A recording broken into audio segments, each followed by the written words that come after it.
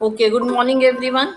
Today we will be continuing our yesterday's lecture, which was on applications of GIS, in which we have studied briefly about the introduction, basic introduction of GIS, which we have covered yesterday. Then we have also covered what are the different geographic databases and how they are being stored in case of geographic databases. Okay, where we have studied different frameworks under which GIS data can be stored. There are various themes also on which the GIS data can be stored. Then we have also gone through the different capabilities and the modulations of GIS, where we have studied various capabilities which are including the data capture related things, management, manipulation, and analysis. In analysis, we have already covered in our previous lectures about the data analysis in terms of raster and vectors. In case of both the data sets, you have an option of analysis in terms of querying about different tables and different spatial shapes and size, different buffering operations we can go for, different operations in which we have point in polygon, line in polygon, and polygon overlay analysis also there. ठीक है, geocoding of different features is also there. Then network operation related things can also be performed, using which we can go for different kinds of route analysis or shortest path route analysis kind of things. We can also go for the modeling techniques, where we have the identity or prediction of various processes. We can also go for the interaction of different features, and then we can also go for the display and different outputs in terms of different presentation modes, which includes maybe the displaying in terms of the maps, tables, and graphs, etc. Okay, so all this we have done in the introductory part of the GIS. We are just revising it quickly, and we are reaching to the rest of the applications which we have performed in yesterday's class. So first application which we have studied in yesterday's lecture, that was geological mapping and interpretation, where we can show the datas in terms of different point, line, and polygons, and then the different types of data sets can be represented in different forms like nominal, categorical, ordinal, and numeric data, which you have studied in your non-spatial data types also. Then in case of this geological features, we can represent the data in very this what you can call the time saving, and then the very representative in terms of different tone, texture. Along with that, different size and shapes can also be depicted to denote various phenomena like population or some other phenomena through normalized data, where we can show the data in very normalized form like this. Smaller the things, smaller things will be denoting the smaller populations, whereas the bigger circle will be denoting the bigger populations in the area. Then we can also show the different populations, and so these are different techniques through which we can show the different intensities. Okay, then we have different types of raster representation, which we have studied in very detailed manner in our previous lecture. Okay, then we have the mining and exploration related this techniques, which are being very easily being performed by different applications of GIS. Okay, so in GIS, it helps especially in terms of mining and mineral applications, that it provides us a tool where we can save our time and we can perform the different things in a very cost efficient manner. Okay, so that also we have done in very descriptive manner in yesterday's class. So in brief, I will just conclude it by saying 2 3 things in with reference to the time and cost benefit. Okay, because we can based on different modeling techniques, we can pinpointly depict that which are the sites which are available for mining activities. We don't have to go for different kinds of surveys and all those kind of things. So if we can use those models for drilling for mining purposes. Okay, if we are precisely doing it on the basis of different models and tools. And secondly, only a single man can perform that exercise using different softwares, and maybe 1 or 2 people can verify it from the verify the results of your exploration points or the mining points in the field. And it can be performed in very cost effective manner with less amount of time also. So different kinds of exploration, different kinds of utility facility mapping, and different kinds of mining area utilizations can be performed with the help of GIS, because it gives you a synoptic view of the area at different data sets related to the roads, forest, and other settlement facilities can be plotted together. And using some models, we can go for the planning or and management of different activities in the mining and exploration areas. That we have also studied the application of GIS into groundwater exploration and water resource evolution. So this is a very huge area of interest where the GIS can be performed in very very importantly or very efficient manner to control or to manage different kinds of activities. Okay, so in GIS it involves the different processes as far as the groundwater management related issues are concerned. So GIS in groundwater management, it firstly define the issues, it helps in defining the issues. Secondly, generate the strategies. And thirdly, to incorporate it with all the issues and strategies with the GIS platform. And it helps us for the taking different kinds of management planning and legal issues related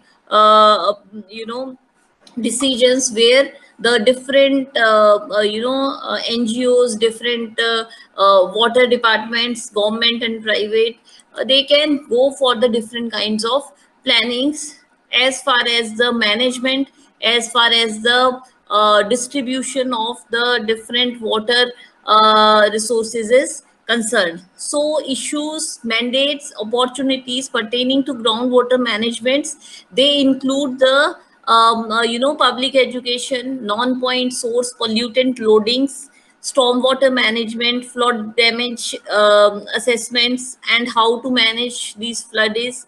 Okay, then surface water control plans, water quality related issues, and then water space and watershed management in a particular area, so that the water can be managed in proper ways. Okay, so these kind of applications are there. Other than that, by linking different data sets related to the erodibility of a particular water body, related to the agriculture capacity of the area, and different kinds of development which are related to the suitability of the potential sites of water, and how to manage those potential sites of water. There's that kind of studies can be very easily performed with the help of GIS. So our aim to study here these application is to be familiar that what kind of excuse me, what kind of different tools and techniques are being used in different areas, whether they are mining or exploration, whether they are relating to the urban planning, whether they are related to the this water resource planning, whether they are related to the forestry, whether they are related to the different agriculture activities. So how this tool has been used for better management in different areas, that is the application areas. Okay, so I have told you about the groundwater. Okay, so different studies: rainwater harvesting, watershed planning, basin management, water balance. Okay, these kind of studies can be done with the help of collaboration of different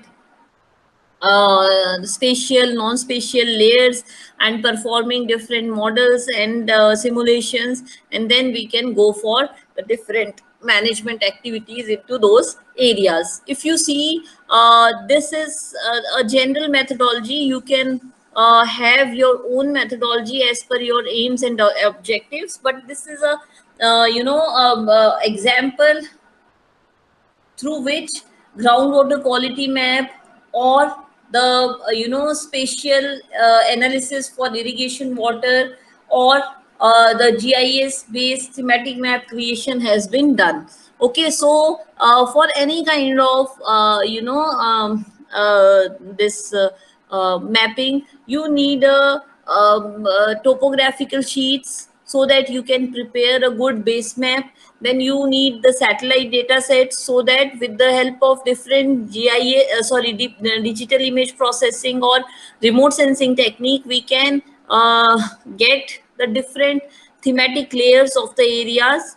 Okay, which includes the land use, land cover, road, water bodies, drainage networking. Okay, all those kind of data sets as per the need of your objectives and aims of the studies. Then field data also, we can specifically with reference to groundwater, we can go for the groundwater sampling related to its purity, related to its chemical analysis, or other whatever is needed for the studies. Then you can also go through the existing data which is available with the different forest departments of the city or the country. So whatever level you are planning for those water activities, you can go for the collection of the existing data as well. That will help you in demarcating different water related layers in the areas. And you can also go for little bit authentication of your maps, whether they are going into right direction based on these existing data sets and the field data sets. Then by linking all these spatial layers, we can plan for the spatial analysis of drinking water as well as the in irrigation water. Okay, so and then based on these two different aspects of water, we can also plan for the groundwater quality map of the area. Okay, so this is a general methodology, very general methodology. You can opt for any kind of modeling. We have different kinds of model for water balance, for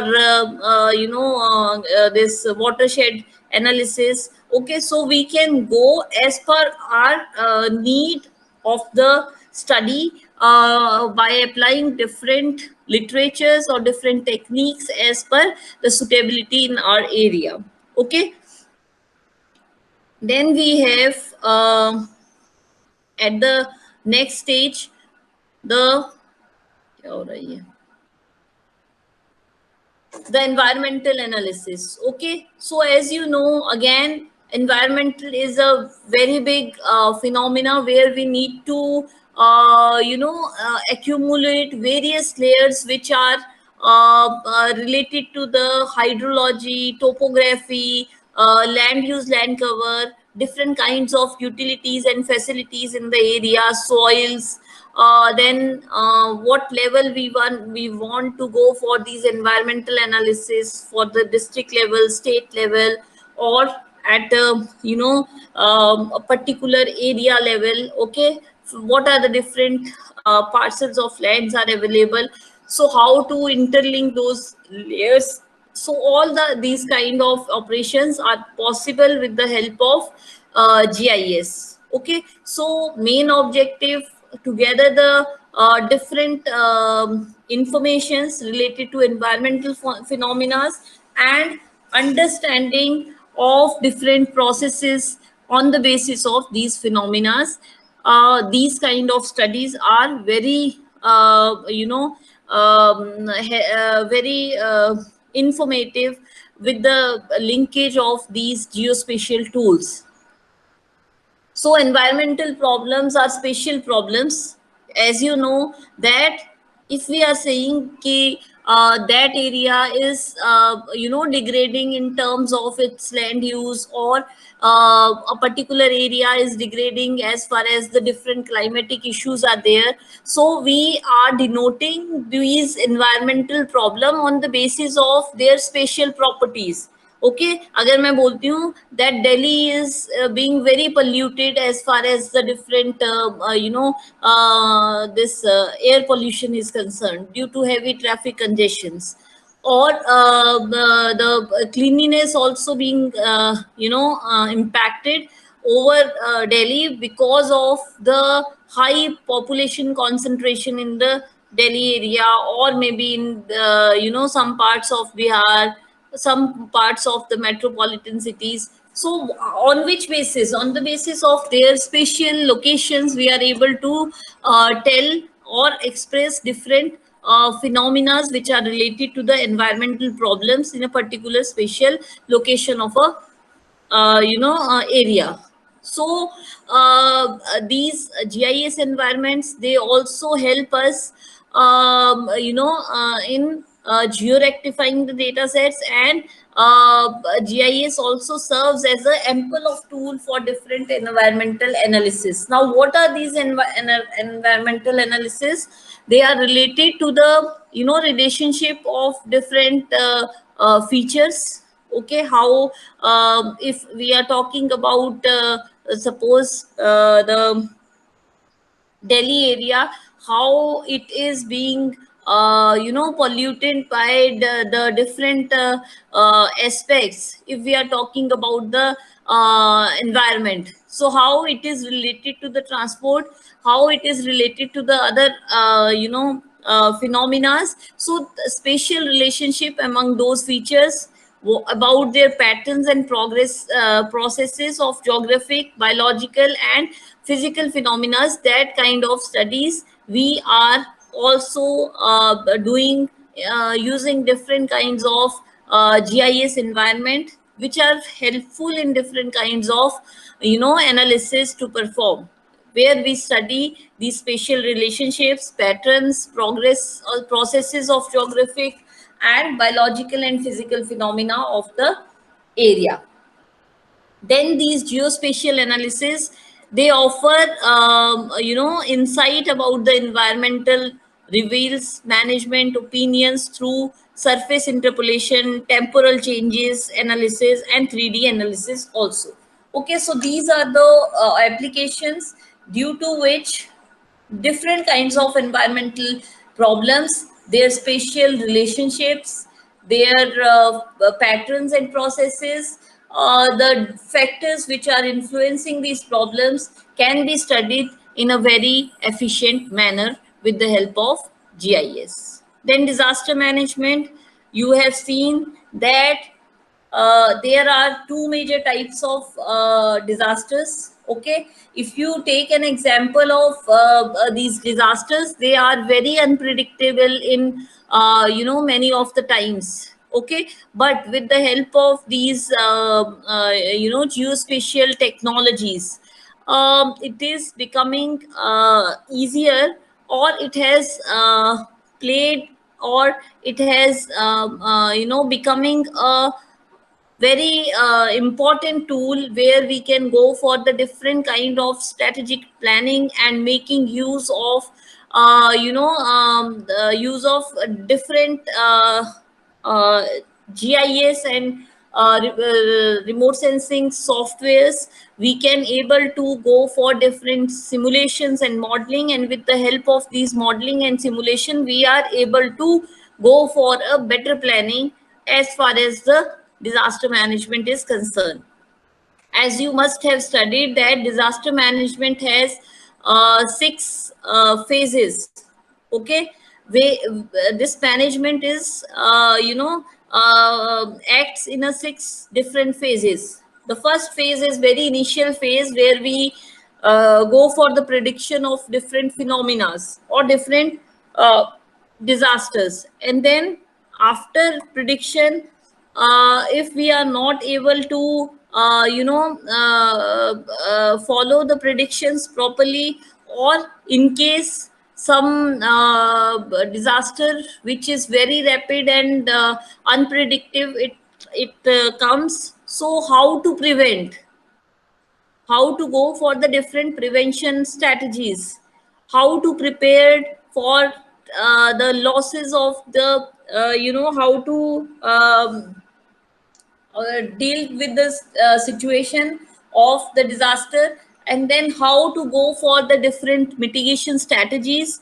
Fifth stage is how to go for the after mitigating, how do we go for different emergency management and rescue related things. And finally, after the disaster, how we can plan for the rehabilitation and reconstruction activities. Okay, so these are the different phases of the disaster management cycle through which we are uh, going through as far as the disaster management activities are concerned. So in each of the management phase, disaster management phase, GIS plays an important role. We go for the prediction on based on various simulation modeling techniques. We go for the various plannings related to the prevention, preparedness, mitigation, emergency management, and rescue, and of also the post disaster impact, that is rehabilitation and reconstruction.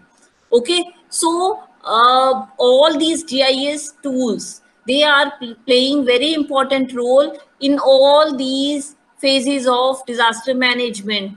How? Because we are able to connect. If there is a flood, there is not a single phenomena which is responsible for that flood.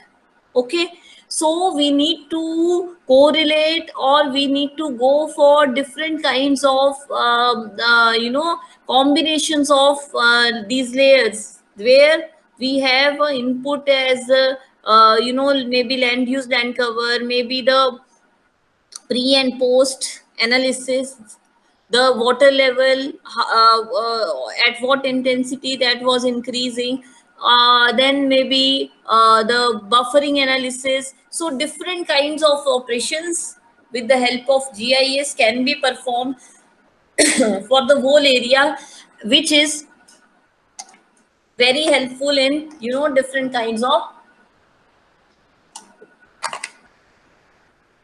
disaster management techniques.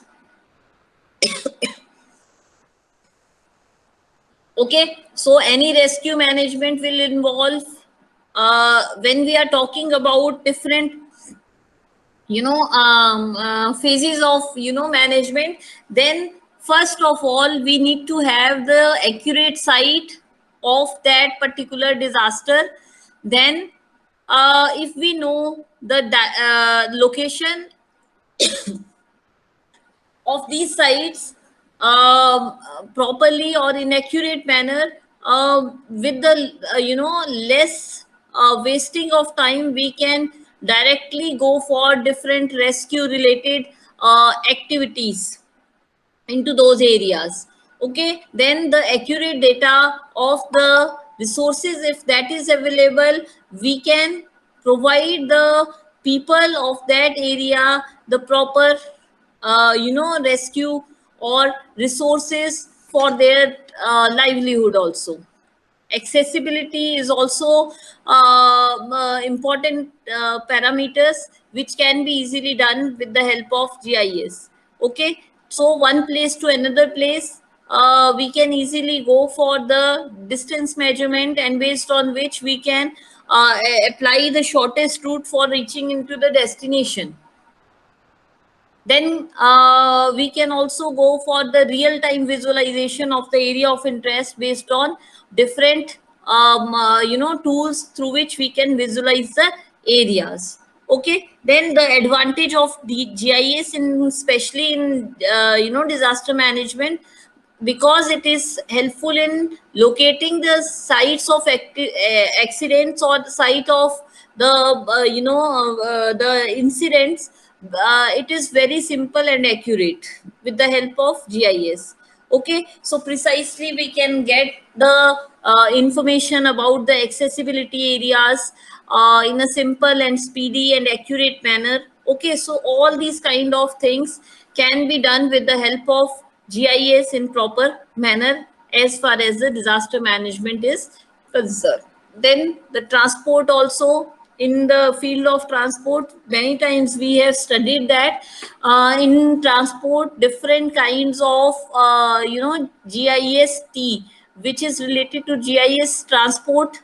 Okay, so because the transport is related to the broadly with where we need to go for the different analysis done with reference to the transport analysis.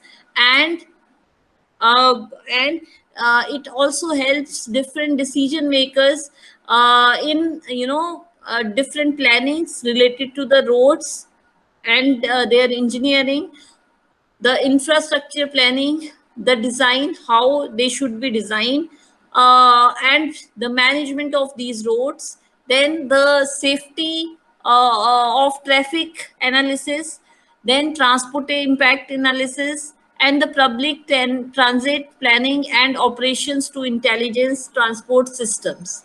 Okay, so different categories or different models are being used for this GIST, means geographic information system for transport, has been developed, which includes the GIST data representation, how it should be represented, the analysis and modeling on the basis of which we can go for the different plannings and managements on the of the roads, of the road accidents, of the traffic congestion is if there, then how to manage those congestions so that the smooth transportation activities can be performed, and how to finally apply all these managements and plannings into different areas. So all these things can be planned very efficient manner with the help of different GIS tools and techniques.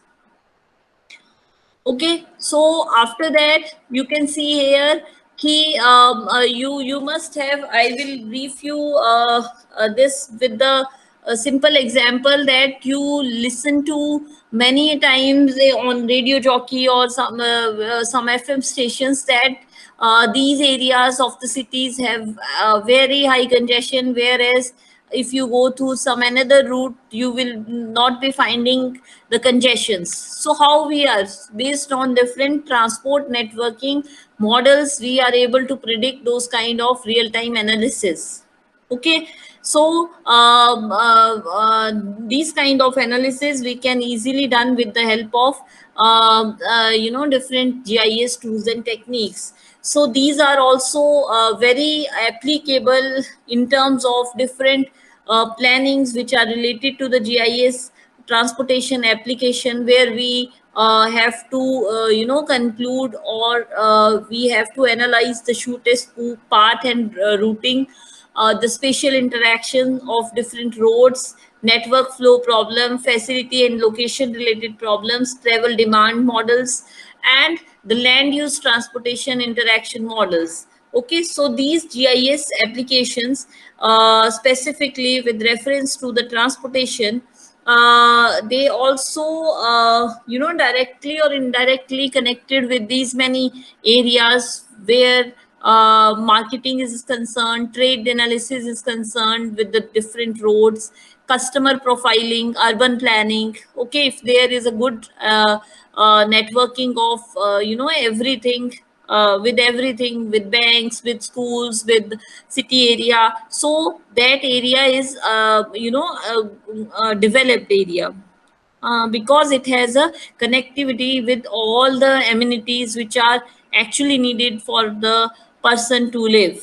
Okay, different kinds of risk analysis, sales management, asset management, transportations, manage of records, these kind of activities are directly or indirectly concerned with this uh, analysis of transport. Now we have the next application, that is in the field of demographic analysis, where the GIS in demographic analysis is done for the population estimation. Okay, for different kinds of population estimations, when we are using the GIS as a tool, then it is related to the demographic analysis. Now, related to the spatial analytic tool, which used to provide a greater understanding of the spatial patterns of the demographic trends over a time.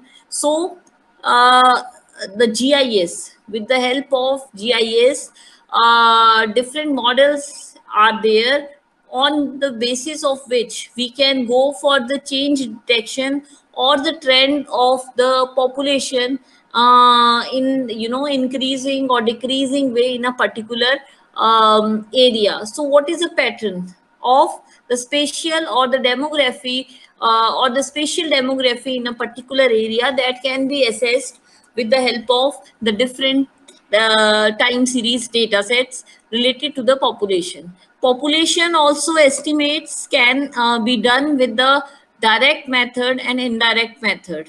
Direct methods tracks the construction and occupation of housing units, and indirect methods tracks the component of change through accounting the procedure of birth, dates, migration, population, and the out of the given geography. So there are two methods through which we can estimate for the population in a area, which includes direct and indirect method. When we are talking about the direct method, we are talking about the tracks of construction and the occupation of the housing units. On the basis of that, we can track for the demography of the area in a direct manner.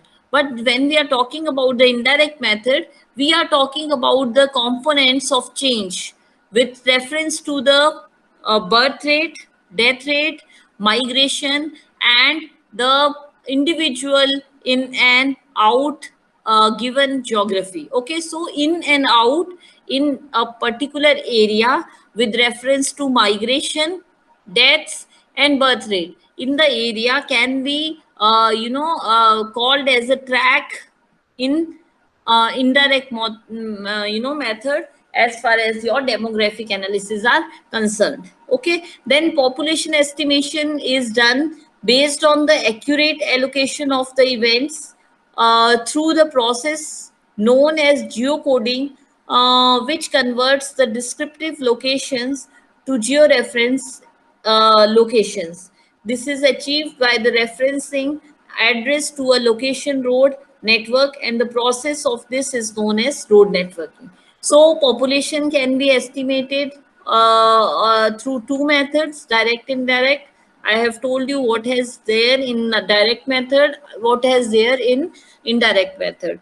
Then we have also discussed that the population estimation can be done based on the accurate allocation of different locations of the direct or indirect changes, or there along with their geolocations. We can also go for the networking of road in those areas.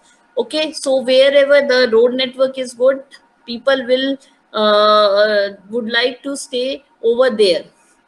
Okay, so obviously in those areas there will be a population growth. Okay, so agriculture development, the next application of GIS is related to the agriculture development.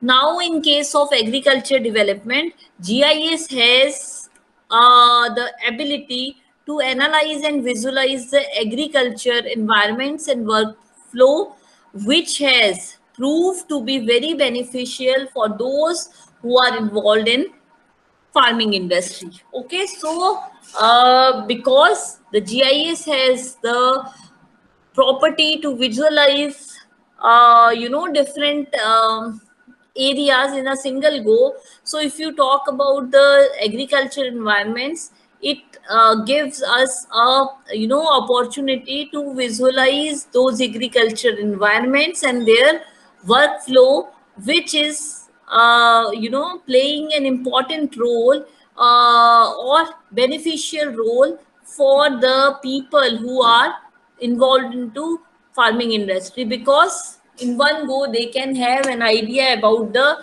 agriculture environment and their workflows. From mobile GIS in the field of specific analysis of production data, okay, at farm manager office, GIS is playing an increasing role in agriculture productions. So it is also helping the farmers to assess the increase in the production, the the cost evaluation of the different.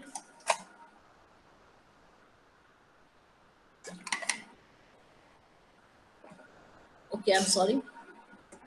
Yes, then the reduced cost or the cost analysis, and how to manage these production in more effective manner. Okay, so these kind of analysis can also be done with the help of GIS tools. Then the it is also helpful, or GIS has a application in the area of crop yield assessment, soil amendment analysis, and the erosion identification and recommendation.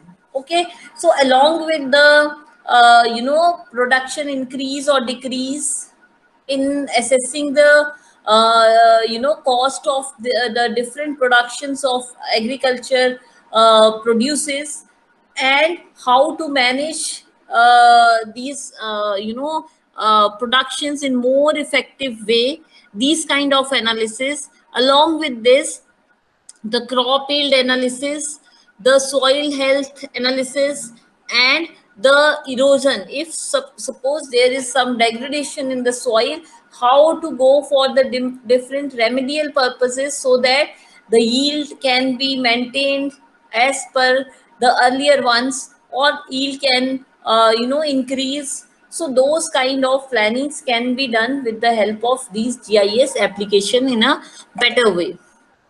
Then we have the crop specific maps can be created by different survey datas and satellite datas, and based on this, different farmers and agribusiness people they can plan for their expenditures as far as the seeds, fertilizers, those kind of things are concerned. Then it is also a reliable crop information functioning in the different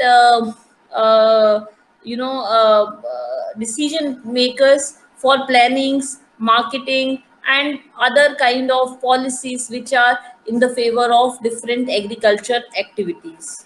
Also GIS helps in process of preparing different crop estimates, and providing the different kinds of benefits to the agriculture farmers or other people who are facing different kinds of problems as far as the agriculture activities are concerned. So you must have heard that there is a crop insurance system, there is a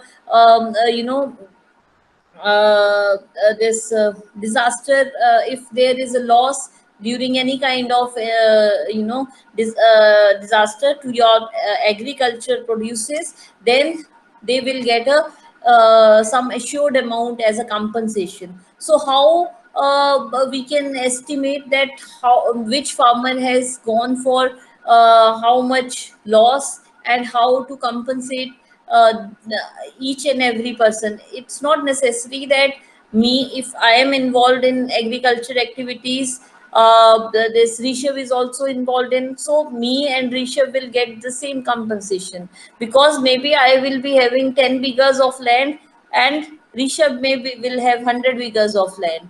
So the loss during a particular disaster, or maybe the loss of production due to bad weather condition, or due to flooding, there will be a loss. So how to assess?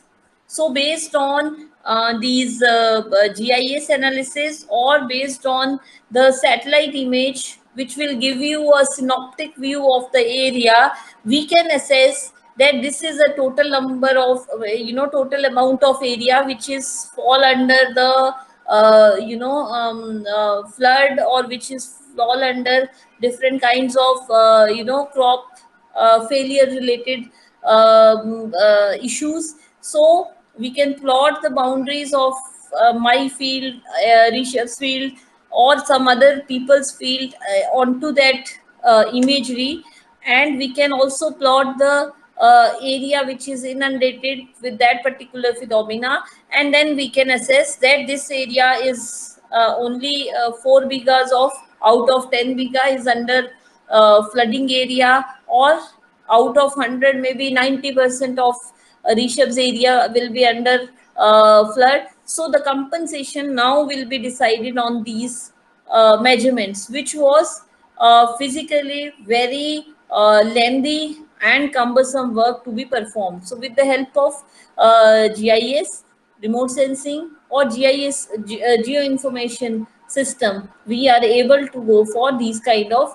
analysis, which lowers the cost, which saves the time, and from which we can plan for a, a transparent system where we are distributing the money based on the loss.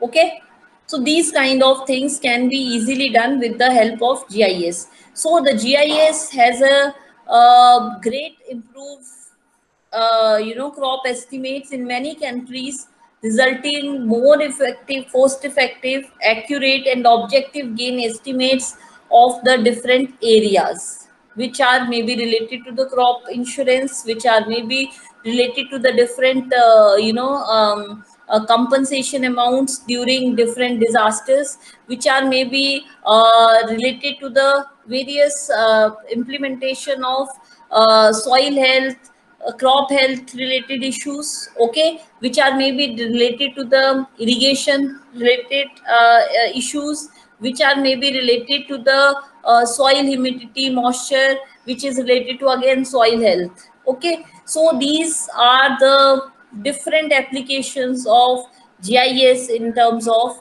the your agriculture area. Then procedure independent for cost crop estimates, okay, so which is called as pieces. Okay, so in this case, the producer independent crop estimate system was developed in 2005, where the user crop fields boundaries were digitized from satellite, which I have told you right now.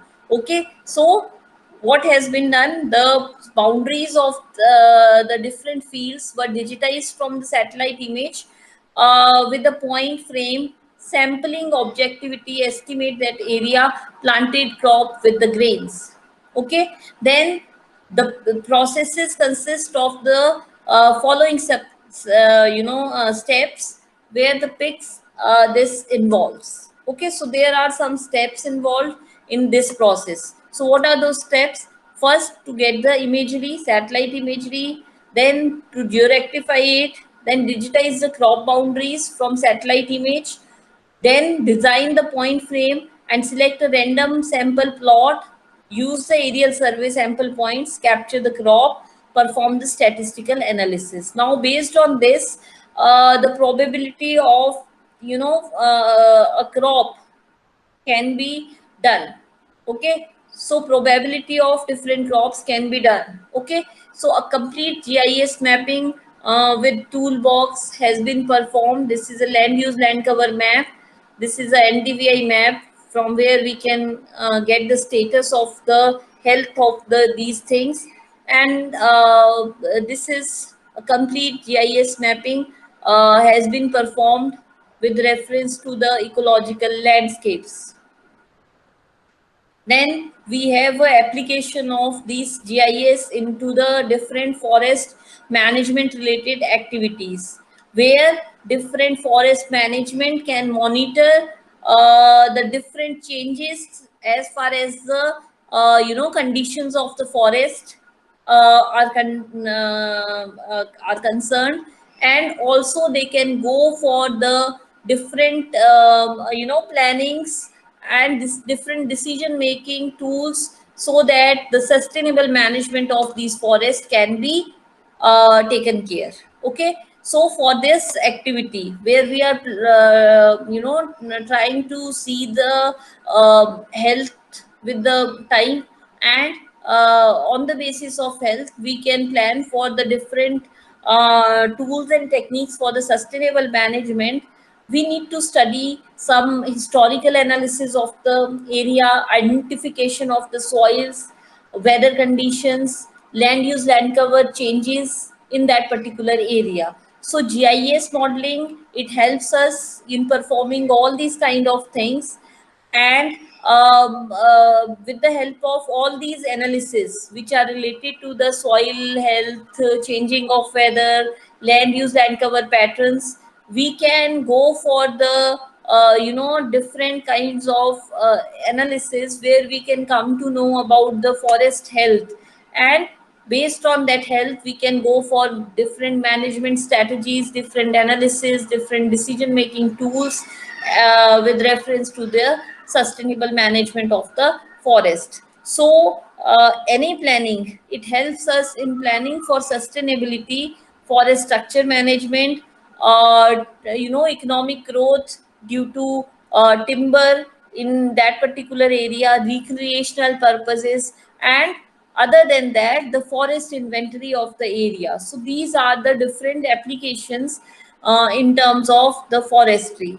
So this is actual forest planning related activities. So these are the different forest assessment has been done with the help of, and this is the different resolution satellite image has been used for the forest management strategies. Then we can also plan for the different tourism activities. So GIS in tourism, it holds many advantages both in tourists and tourism management authorities. On the basis of different visualizations, okay, if you have different amenities and facilities in a visual format, so visualization of tourist sites can be easily done.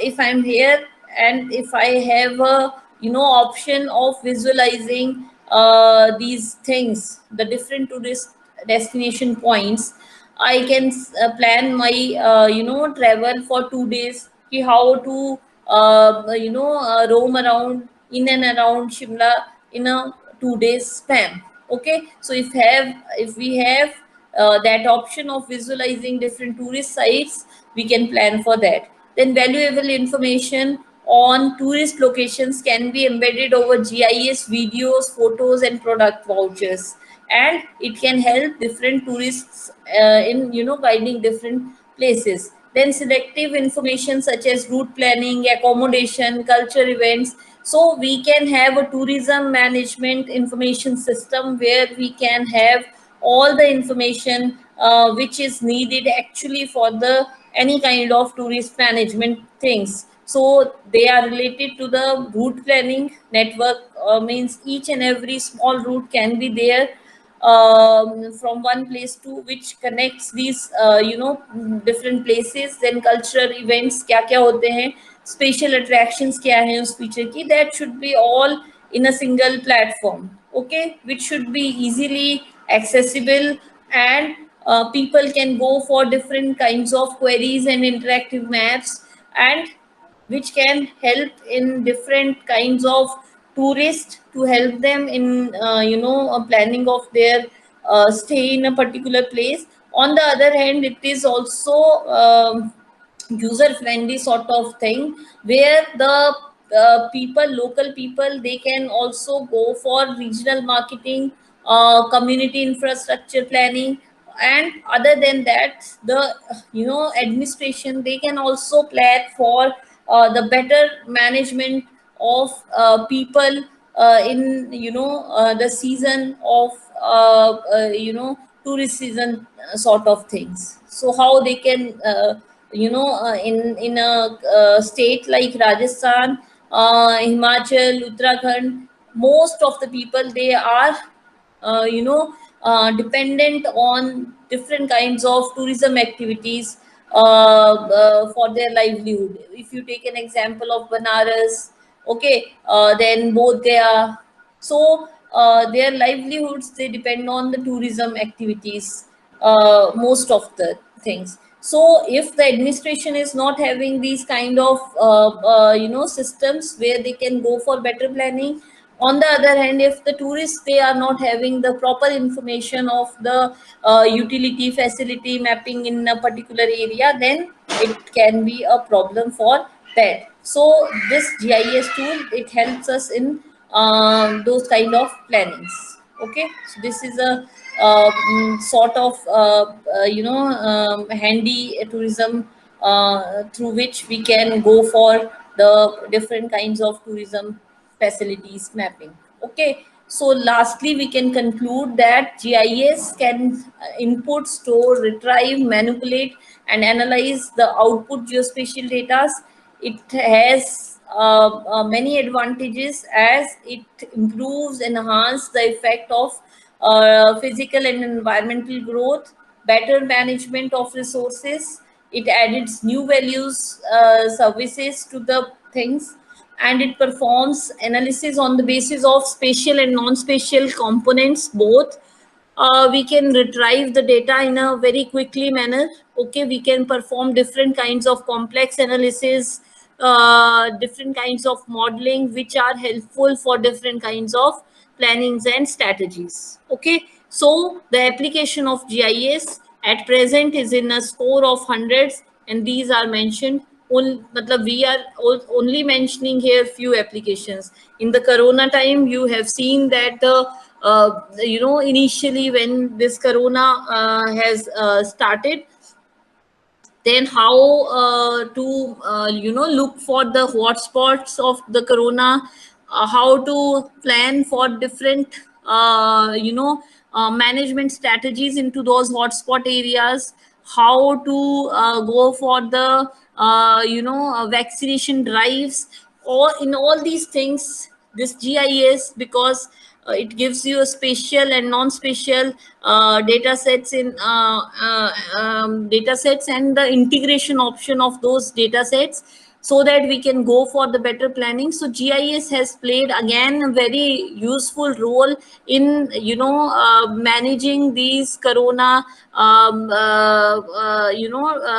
the spread of this corona has been properly managed with the help of GIS. If we could not have this GIS tool, how we could have planned that which has to be a corona vaccination center, or how to we open up with the green zone, blue zone, or those kind of things. So we have gone for different modeling. So use of GIS is there in each and every field nowadays. You think about an application about roads, about water, there will be application of GIS, because it helps us in getting a synoptic view. Along with that, you can integrate this spatial non-spatial data sets, and we can have output in terms of its spatial location.